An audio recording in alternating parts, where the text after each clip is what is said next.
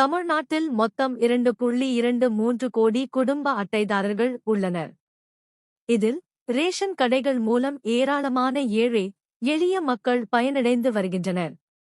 மானிய விலையில் அரிசி, பருப்பு, கோதுமை உள்ளிட்ட பொருட்கள் வழங்கப்படுவதால் மக்களுக்கு மிகவும் பயனுள்ளதாக இருக்கிறது.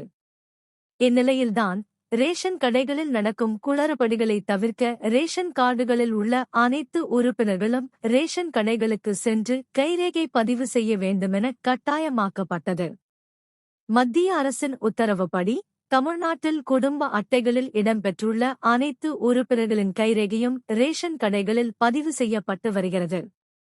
தங்கள் கைரேகையை பதிவு செய்யவில்லை என்றாலோ, குறிப்பிட்ட தேதிக்குள் இணைக்கவில்லை என்றாலோ குடும்ப அட்டை நிராகரிக்கப்படலாம் அல்லது ரேஷன் பொருட்கள் வழங்கப்படாது என தெரிவிக்கப்பட்டுள்ளது.